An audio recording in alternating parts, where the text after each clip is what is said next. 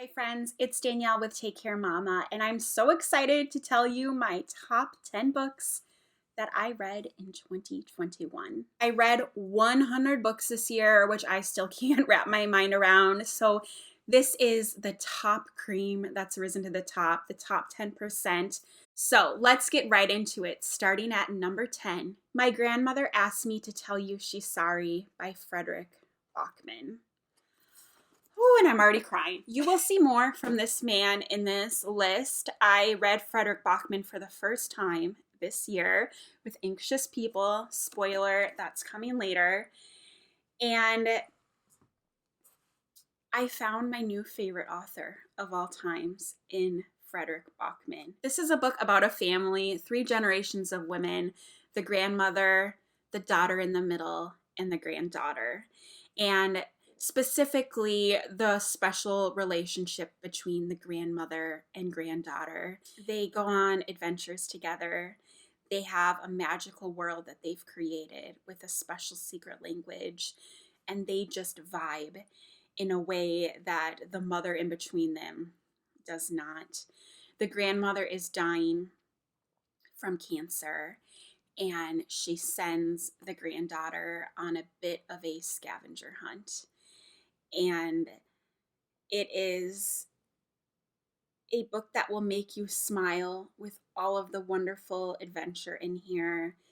And it will make you cry because Fredrik Backman just has a way of writing about normal, everyday situations, normal mother-daughter relationships. And he will find the exact right words to cut you to the core, and you will say, yes, that's exactly how it is. And you'll probably cry because it's just so effing beautiful. And so this is my 10th favorite book that I have read this year. Number 9. Number 9 is Kurt Vonnegut's Slaughterhouse-Five. I had never read this. It's a classic. It is assigned a lot in high school rating. It was never assigned to me. I didn't know really much about it. And what fun. And actually, it's interesting to have this right after talking about a Backman book. Backman's writing really reminds me of Kurt Vonnegut's. He's kind of like a contemporary of him. It's so witty and so funny.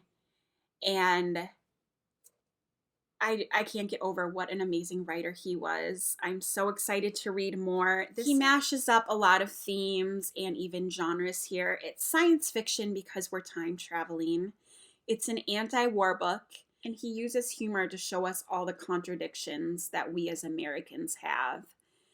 And it was just a delight. It was such a fun ride, and I loved it. Number 8. The Witch of Portobello by Paulo Coelho. I read The Alchemist early this year. It almost made this list, and I loved it so much.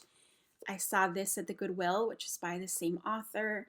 I picked this up, and I love this even more. He is a new age spiritual fiction author, is how I would describe it. And this is a beautiful book about a larger-than-life woman and all the people she touched along the way as she was on her own spiritual journey. And I think that's all I want to say. It was beautiful. I read this physically and listened to it in tandem, and I have to say, the production of the audio version was so fantastic. There are so many points of views in this book, and the narrator did an amazing job with all the accents. I'm trying to get my husband to read this. Number 7. This is so fun. This is just like a walk down memory lane of 2021. We have An American Marriage by Tayari Jones. We're following a newlywed Black couple in Atlanta. I think it's in the Atlanta area at least. And the man, the husband, is accused and convicted of a crime he didn't commit. No spoilers in this whole video. This is all known.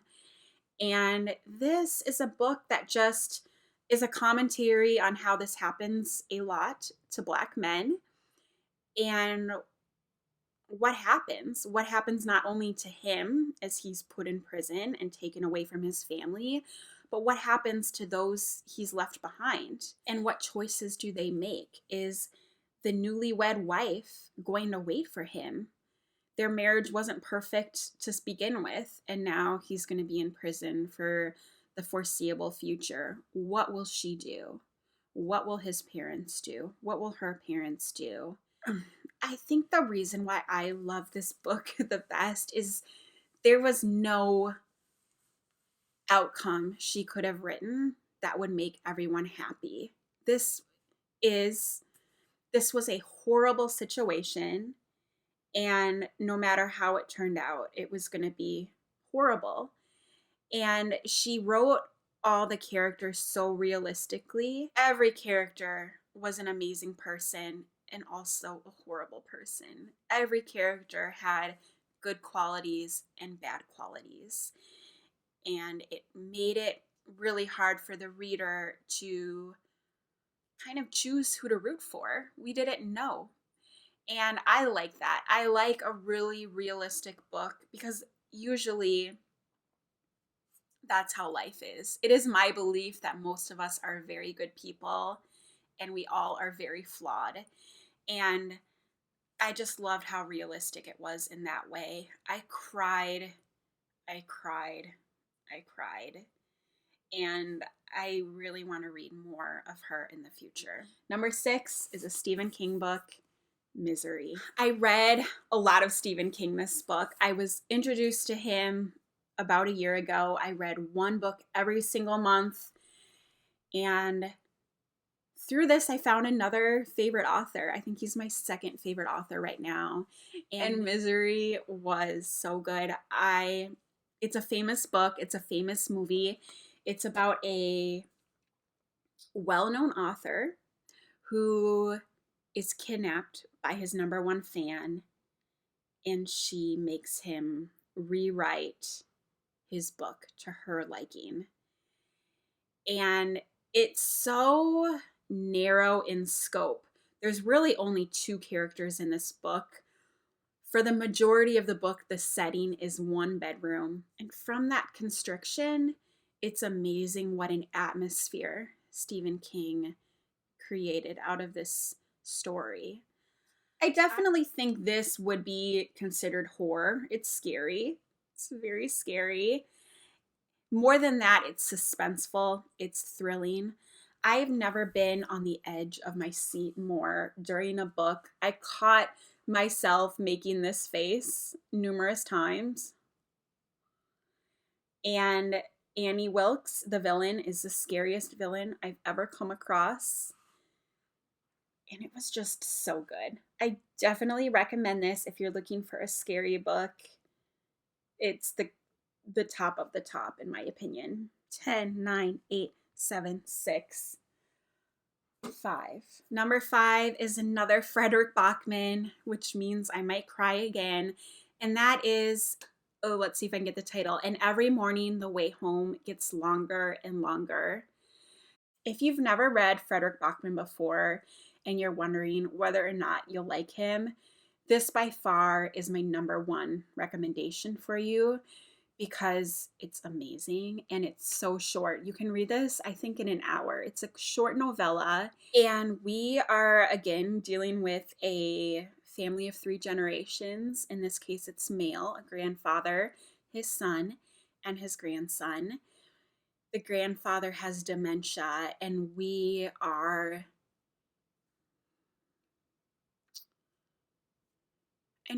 exploring how to say goodbye to someone before they physically leave us. And it was so good. The audio adaptation is fantastic. That's all I'm going to say. Number 4 is another Fredrik Backman, and that is Anxious People. This was one of the first books I read in January of this year. It was my first Fredrik Backman book. And so I'll always hold this in high esteem. I will say, if I hadn't read this first, I don't know if it would be this far up on the list. I'm just not sure. This is a funny mashup of genres. It's a little bit like of a mystery thriller paired with just amazing contemporary fiction. There is a bank robber, and it doesn't go well, and they flee from the police and run into an open apartment door where there is an apartment showing, and locks the door and holds them hostage. And we get to know all of the people in that apartment and their beautiful lives and devastating lives. We talk about suicide and depression and not feeling enough. And in particular, there's a wonderful older retired couple in here that just broke me. The husband was always the provider, and he recently retired. And without his career, he didn't know how to relate to his wife anymore. And that struggle, it was so beautiful. Very quirky, very sarcastic. And like all of Backman's book, I always laugh out loud and I always cry. My crying's usually out loud too.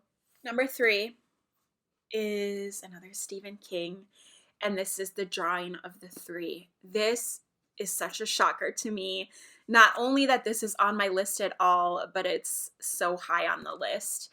This is book number 2 of the Dark Tower series, which is a fantasy series, an epic fantasy series. I read book 1 earlier this year and really didn't like it, and never planned to pick up number 2 because why would I? And for some reason I did, and I had an amazing time. It's a very interesting mashup, again, of genres. We are post-apocalyptic, we are fantasy, it's a Western, there are mafia vibes in here. I just was thoroughly entertained and invested the whole way through. I'm reading the whole series in 2022 along with several other King books because most all of King's books relate to each other in some way. So not only did this book convince me to read this 7-book series, but there's probably like 15 books that really closely relate to it that I'm also going to read. I was just completely shocked the whole time I was reading this. I kept saying to my husband, like, Phil, I love this book. Can you believe it? Like, what's going on? It's a fantasy Western post-apocalyptic. I don't like that. I love this book. I loved it. I loved it so much. And I'm so excited to continue my journey to the Dark Tower, which I don't even know what it is. Okay, we're getting down to it. Number 2. Woo! A Man Called Ove by Fredrik Backman. And this is about a very crabby man, and his wife died. So he's a widower, and he just is done. He was crabby. He was crabby when she was alive, but with her gone, there's just really nothing for him anymore. It is so funny and so witty. You will read the first chapter and it will remind you of someone. Because most of us have a crabby older man in our lives. And we get to know some of his neighbors who are the bane of his existence. They're noisy and they're loud, and they drive cars that are horrible cars. I think he has a thing for Saabs. Dang, is he crabby? Is he a crabby, miserable person? And it's so extreme that we can't help but laugh. And his neighbors need his help, and all he wants to do is die. But he can't not help. He is a helper. He is a doer, and he knows the best way to do and fix anything. And so we watch him on his adventure with his annoying neighbors, and we learn to love him. They're having adaptations of this in Swedish. Fredrik Backman writes in Swedish. And I've heard a rumor, and I think it's true, that an American film is in the works, and Tom Hanks will star in it. And I just am so excited for that day. My grandmother was an avid reader.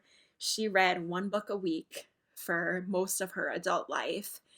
And my dad just texted me. He was going through his books, and my Mimi, my grandmother, had purchased this book for him, which I think means that she read this, which just made me cry.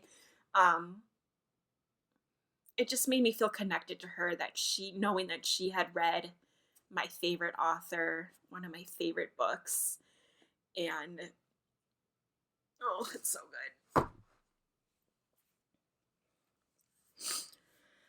Okay, my number one book. I'll give you one guess on who the author is. Oh, I don't know if I can do this. And that is Beartown by Fredrik Backman. This is a book about a little dying Swedish town, and the only thing it really has going for it, the only thing keeping the economy alive, is their youth hockey program. It is just the life of the town. These kids are heroes in the town, these 15 to 17, 18-year-old boys, and they have so much privilege, and they are looked up to so much, and they are counted on so much. And it's, on one hand, a beautiful story about a small town and their love of a game called hockey. I grew up in a hockey family. My brother played, my sister played as well, and I figure skated. Like, I grew up in the hockey rink, and in my opinion, he nailed it. He nailed describing the pure love of the game. And so that's the happy part. But then we're dealing with a sexual assault that happens. And the person accused of this sexual assault is very important to this small hockey town. And we look at the devastation it creates, obviously, for the victim and her family. But then the whole town has to choose sides. And it was so well done. The atmosphere that he created was perfection. All right, here's the little prologue. Late one evening, toward the end of March, a teenager picked up a double-barreled shotgun, walked into the forest, put the gun to someone else's forehead, and pulled the trigger. This is how we got there. And the next chapter starts with bang, bang, bang, bang, bang. And this sound of banging is both referencing the violence that will take place, and a kid in the backyard on the pond shooting hockey pucks into the goal. Bang, bang, bang, bang. And it's just a great dichotomy of a violent gun and the ugliness of rape, and a little boy shooting 1,000 pucks a day in his backyard because he wants to make his dad proud. I loved it so much. I also hated it at times. I physically threw the book across the room, I think twice, because it was just so hard to read. This is actually a trilogy, and number 2 has been out for a while, so I'm going to pick that up very soon. And then the final book comes out, I think, in March of 2022.